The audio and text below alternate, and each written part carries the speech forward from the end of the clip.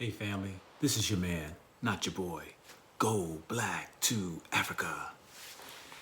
Hey, I want to report this story right here because it's very discerning to me that here in 2020, truth are being revealed.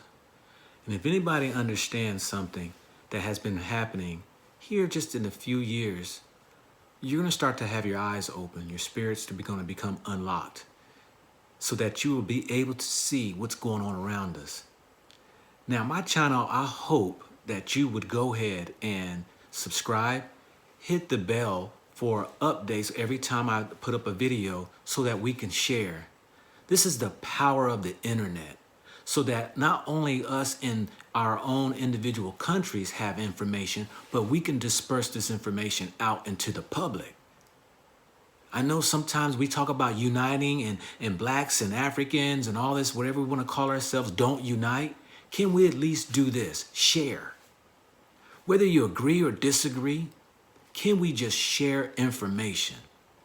Because I want you to listen to this man here who is telling you the whole concept and the controls of the European, what they have done and are doing to Africa. You see, to keep a man down is to keep him from growth. And how do you do that? You keep him ignorant. You keep him from being self-sufficient. You keep him from manufacturing and developing. And what you do is you keep giving him a handout for dependency. There's nothing new, is there? We've heard this before. We've seen this before. Here in America, that the people who wants to sit here and lean on certain Republican or Democrat parties for handouts, and they never be able to rise to their full potential. I say this right here. Anytime you receive anything for free, you possibly become dependent on it. Isn't that true? Don't drug dealers always give you that first hit, second one for free to get you dependent? Don't the so-called welfare system will go ahead and give you money, or food programs, or different other programs that you try to take advantage of when you know you don't need it, but then all of a sudden you become dependent upon it, and it steals your goal, it steals your ambitions, it steals everything because now you're relying on it? Listen to this man here, and I'll be back.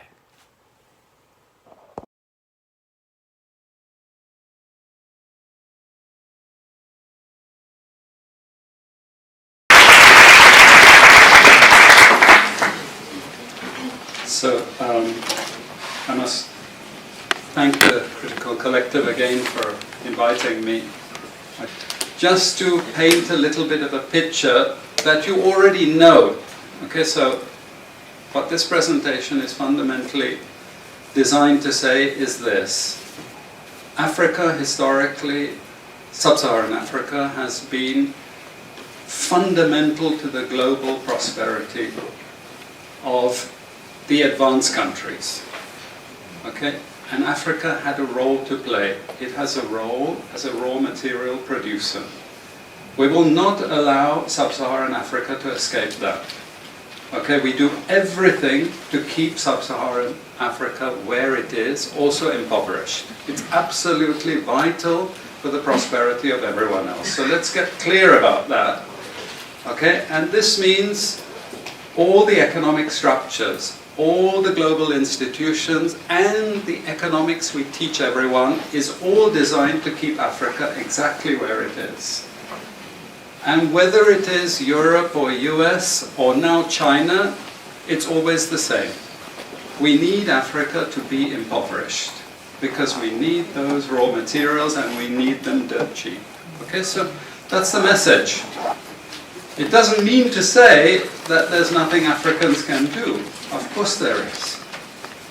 Okay, but this is the opposition that they're fighting. This is what it's about. Because if Africa does do something different, I assure you living standards of all those in Europe and North America and Asia is going to fall. Okay? And that is a big price to pay. I assure you that the West is not going to allow that without a big fight. Okay, so this is what it's fundamentally about. What I want to show you is how these structures are operating. It's just 20 minutes, so we can't do very much, but just to give you a little bit of an idea. And why I keep the ideology part there is because we are part of the producers of ideology. At universities and academic institutions, we are complicit in this whole enterprise. Okay, so the job of many Western academics is to convince Africans they have to keep doing what they're doing. Okay, and to show them it's your fault that you're poor. It's not our fault. It's your fault that you're poor. You know, so this is what we do in academic institutions, and I want to show that as well. Let me just start. This is what it's basically about, so you know what it's about, but I want to just show you the extent to which Africa is specializing in the production of raw materials and basic agricultural goods. We know the basic forces that have caused this underdevelopment. We know it's colonization. I will not discuss that very much because my colleague speaker is going to go into some aspects of this. But I do want to discuss the global economic structures, the global financial institutions, and economic ideology, briefly, to give you a flavor of those. Let me start with this. You can't really see it so easily, but if those of you who are interested, you want the PowerPoint, I'm sure we can make it available to you. But the thing that you really need to see is the top line. Okay? And the extent of dependency is captured by this statistic at the top. Okay? And you compare it with all other income groups, and what you see is essentially in that one statistic how dependent sub-Saharan Africa is on raw material production. Okay? This is the very heart of what makes sub-Saharan Africa beat. Okay? Here, just to have a look at one very important additional statistic, with all this export coming from sub-Saharan Africa, how much does sub-Saharan Africa account for in terms of global trade value? We know there are vast resources coming from there, but look at the bottom line in terms of global trade value. Look at that. 0.5%, 1975, 0.95%, going down to 0.1. To 0.1. Meaning that with all these vast resources being produced, how much are they getting for it? Nothing. Nothing. This is a very significant piece of data. Then I just want to show you what has happened to sub-Saharan Africa, because what we know, and from all studies, no country ever develops without manufacturing. Okay, producing raw materials will not take you anywhere. Producing basic agricultural goods will not take you anywhere. And let's have a look at how much manufacturing activity takes place in sub-Saharan Africa. We can look over the last 15 odd years, 15, 20 years. And we see manufacturing has actually declined as a percentage of the total. This is percentages of total production in sub-Saharan Africa. How much of it is accounted for by manufacturing? So this figure here is 17% of the total. Most of the rest, when we talk of industry, it includes manufacturing, but the bulk of it is mining. Okay? Raw material extraction. This is the bulk of it. And here we see actually raw material extraction has stayed the same. What has caused industry to fall is the fall in manufacturing production. This is deliberate because we will never, as Western economists, as Western policymakers, we cannot afford to allow Africa to industrialize and start producing manufactures. Okay, so we will do everything to stop that. And I'm going to show you how we actually block that. It's obvious in certain ways, but it's less obvious in other ways. Now, we have actually seen periods of rapid growth in sub-Saharan Africa, misleading people, saying, oh, you know, we're now doing much better. And this has happened recently. Recently, I've had students come and tell me, we've done much better now. And you can see growth rates rose quite sharply in recent times. Now are starting to go again down. But if you look historically, the same thing happened earlier. Why? Because in these two periods, we had East Asian rapid industrialization processes. So in the earlier period, we had Japan and Korea and Taiwan. Okay, rapid growth, sucking in raw materials from Africa, driving up the prices, and then sub-Saharan African countries grew. Exporting raw materials, they grew. But after those countries finished industrialization, then sub-Saharan African growth rate again fell. Okay, but along comes China, next wave.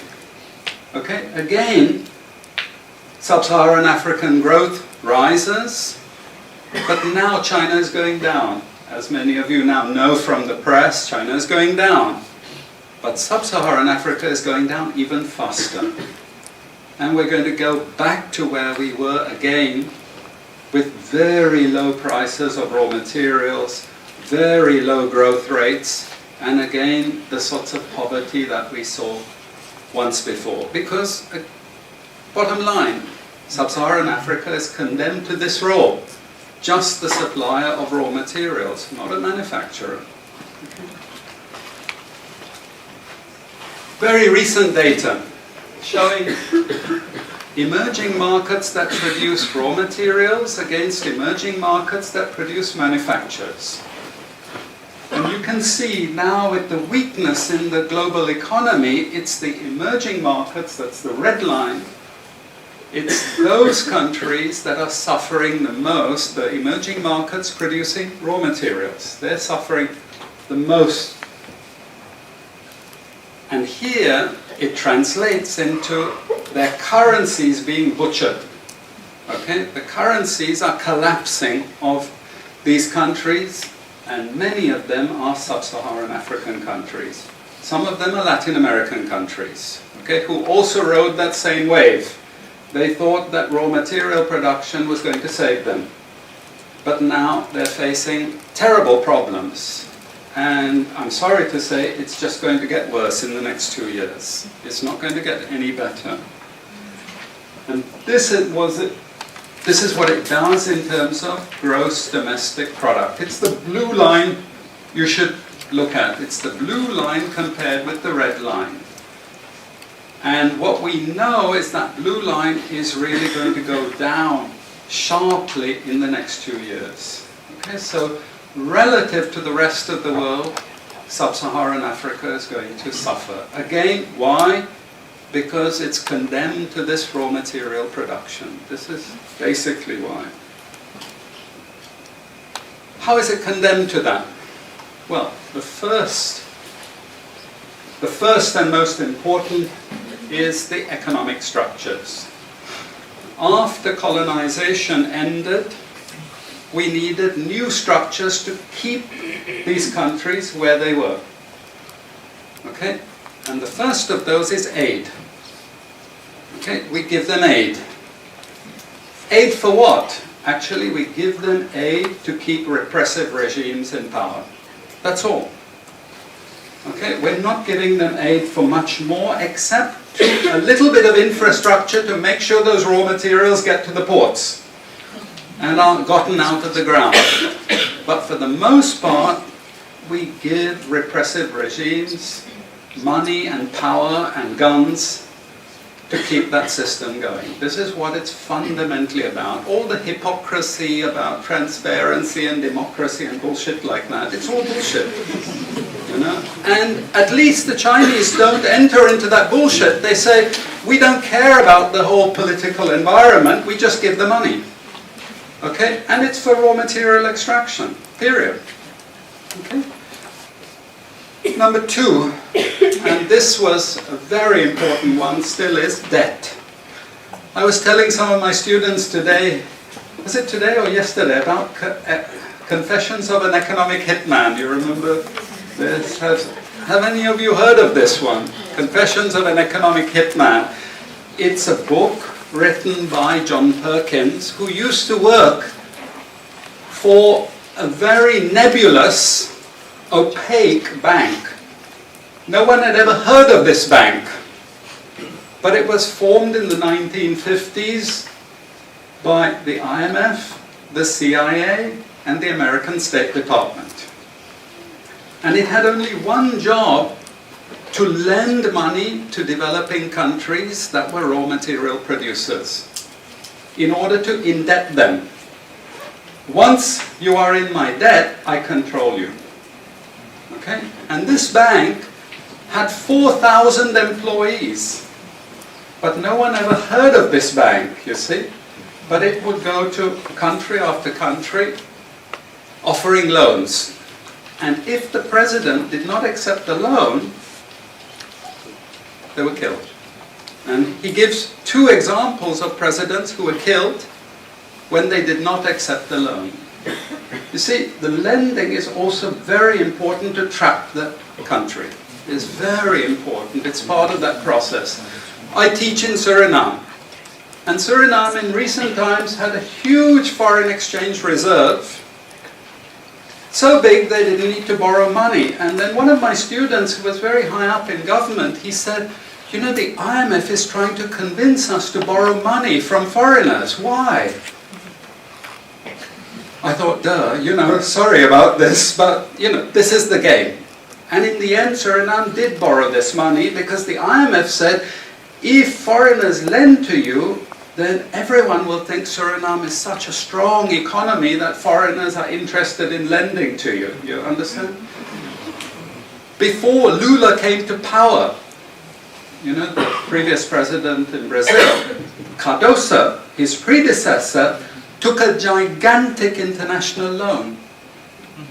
No necessity for taking the loan. Why?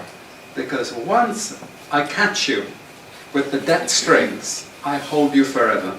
You are my prisoner. Okay, so debt has been this huge spider's web which has trapped sub-Saharan Africa and keeps them held there. Aid, debt.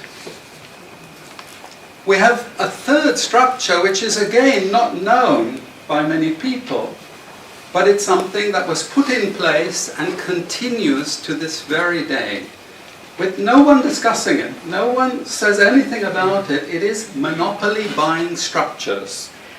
This is for all raw materials and basic agricultural goods produced by developing countries.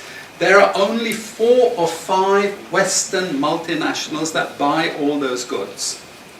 And they collude between them. So if you take any major product, these Western multinationals, they collude between them. Even if we go down to banana production, we had a PhD done here at the ISS, and the person showed that the 4 or 5 major multinationals, they collude, and in order to make sure their control is total, what they do is they force all the producers to produce the same uniform banana. You know, the crap you buy in the West and has no taste at all.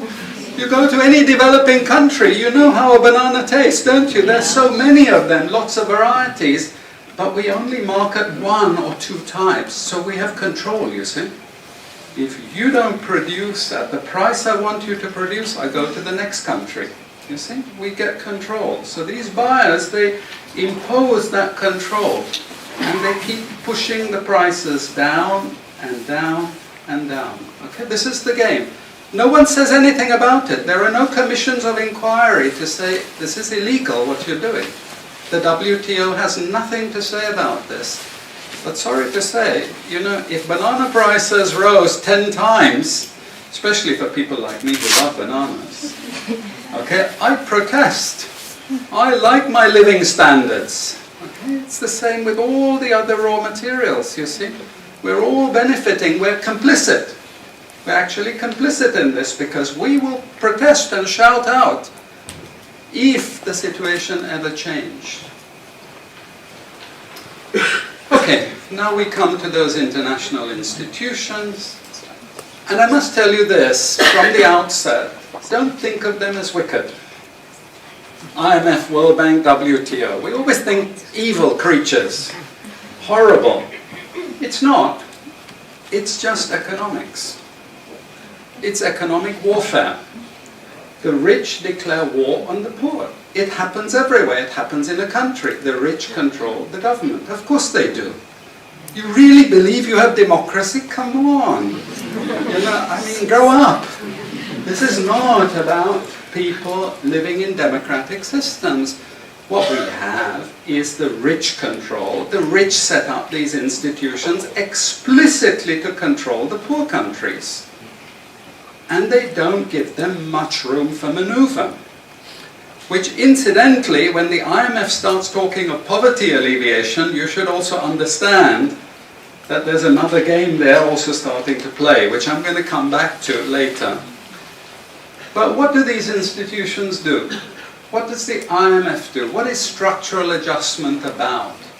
It's about making sure countries keep producing what we want them to produce. We make sure they have recurrent balance of payments problems. You notice these countries never get out of balance of payments problems. You notice that? Whereas countries that never took IMF support are always out of balance of payments problems. But the countries that are continuously getting advice and support by the IMF, they're always in balance of payments problems. Why? Because that's the way we keep our stranglehold on them. And that's what we have done. We have done, the IMF and the World Bank. And they've also done something very, very important. And that is they have destroyed the self-sufficiency of these countries. Colonization started it. Okay? One of the most important things is we destroy food self-sufficiency. Okay? And the World Bank continued it. They forced most countries to eliminate all food subsidies and food support. Okay? Because once you don't produce your own food, I increase my control over you. How do we know this? Well, very funny thing happened some years ago. Not so funny, actually. It involved starvation of a large number of people in Malawi. Okay? Many of you could remember this because it was really tragic.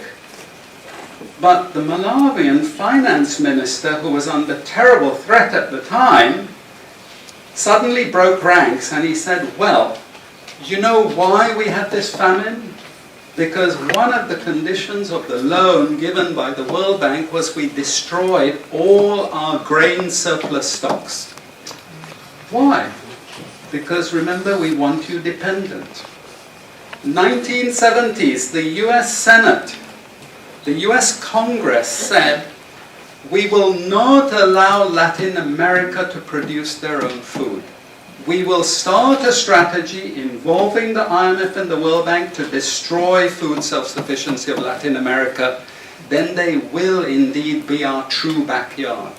And that's exactly what they've done. Look at all the Latin American countries. Look at them. They used to be food self-sufficient, but they're no longer food self-sufficient. Now here comes the kicker. This is the beautiful part of it. I congratulate them. You know, I admire them because they do it so well. Okay? I know it sounds really perverse, but we have now in the WTO something called the Agreement on Agriculture. Okay? You know what that Agreement on Agriculture states? It says, if you don't have any subsidies, you're not allowed to put these subsidies on food. But if you have subsidies and income support for food production, you can keep them. Who has all the subsidies and income support? US, Europe. The largest budgets in the world for supporting their farmers are Europe and US. But the World Bank and IMF have destroyed all those subsidies. You see, all those subsidies have been destroyed. And now we're telling these countries, you don't have subsidies? Tough luck, you know. You see, we're keeping them dependent. We're keeping them on a string. I have 5 minutes, so I have to be choosy about what I say next. We have lots of examples in the WTO to really stop Africa industrializing. This is the crucial thing. We cannot allow them to produce manufacturers. It's not difficult. Trust me, it's not difficult. We need nationalist governments. We need them committed to industrialization, and it won't take them a decade to move out from where they are. This is the fundamental point. It's not difficult. But this next round of the WTO is designed to block that. If we had time, I would go through all the different things that they're trying to put into place to block anyone else getting on top of the ladder. You've read this book of Hajun Chang, Kicking Away the Ladder. You see, when we become rich, we make sure the others can't climb up the ladder and join us. Okay? And this is what this next Doha round is about. It's to make sure, especially sub-Saharan African countries, do not escape. Since I have about 3 minutes left, I'm going to go to this economic ideology thing, because this is important for academics. You see, we teach, in many cases, garbage. And it doesn't hurt anyone, a lot of this garbage. You know, it's just blah, blah, blah, blah, blah. And we don't know what we have learned, but anyway, we were there at the university and you got a certificate and you go away and you feel you've learned something. But sometimes we teach very destructive things. And no more important than when we're teaching people from developing countries. Okay, and one of those very damaging and destructive things is the doctrine of comparative advantage. It's a lie from beginning to end. It's utter crap. It has been decimated many times, but we keep it in every curriculum. Why? Because it tells sub-Saharan African countries that their destiny is to produce raw materials, you see. And if you produce raw materials, you get rich just like we are in the West. You see, this is the game we're playing, and just for you to be totally confused, we normally build models with it, mathematical models, so you really have no idea what we're talking about, but it seems all very scientific. Then we have the modern version of this is because it's all a failure, we know it's a failure, we now have a new generation of economists saying, it's only a failure because you're all corrupt in your countries. We call that new institutional economics. You've all probably learnt it all, but you didn't know why they invented it. It was invented to tell you the same thing. You should keep producing raw materials. Now, don't be as corrupt as you were before. Nobody ever told you that aid was designed to actually start the corruption process in the first place. Okay, and we need corruption to make sure you're doing all these things. But now we blame the victim. You're poor because it's your fault, basically. And you're poor, stupid, and corrupt, basically. This is the message that we're giving people. We also have many theoretical justifications, but I'm going to say something controversial to end. And she's happy that I'm ending because she has to discipline me. And that is, there are also what I call more enlightened approaches, but which are also potentially destructive for sub-Saharan African development. And this is where I come back to the IMF and the World Bank. You see, now they're all into poverty alleviation. They want you to concentrate on redistributing income, and it's something nice. You're young people, you're socially conscious, you're aware. You don't like all this injustice. So you gravitate towards what we call pro-poor strategies. But actually, I'm sorry to tell you, that is not what Africa needs. Africa needs aggressive industrialization. When China was a communist country and we had equal distribution, who feared China? Who took them seriously? They weren't even the size of the Netherlands. But today, I can't open an internet site, I can't open a magazine, I can't open a newspaper without China, China, China, China. And we know what has built China. It's not socialism or communism, it's capitalism, guys.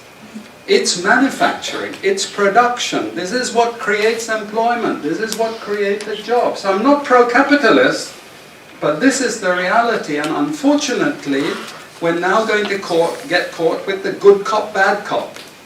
The good cop is now IMF saying, oh, you must concentrate on poverty reduction and income redistribution, as long as we can take you away from industrialization. This is the crucial thing, you know. I leave it at that. And I'm sorry I took so much.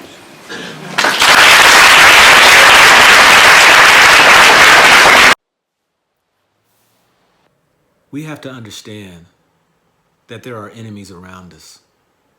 We have to understand there are those who will always keep us down. Isn't that true? That we have those out there who will continue to oppress, suppress us as a people to keep us flourishing into the people who we really are. Isn't it interesting that the majority of the countries around the world invite us to come to their colleges, be part of their organizations, their institutions, because they know how powerful and intelligent we are. But if we can't get to a place of standing on our own 2 feet to develop, to manufacture products and our own goods, we will always have a handout or look for a handout from the Western European world. Ask yourself, what are you doing right now today when it comes to reaching your full potential? Who are you leaning on? Who do you have your hand out to? What programs, free programs that you are tied to that you know have you linked and locked in to keep you from rising? See, we all can get caught up in it. We can all become blind. So I say that if we can't look at ourselves individually, how can we be able to rise as a people collectively? Instead, look within yourself to see, where are you being pimped and suppressed and oppressed by the tricks of what they do, by giving you handouts, by keeping you down. This is your man, not your boy. Bring your wisdom, knowledge, and understanding so that you can pass it on and share. God bless.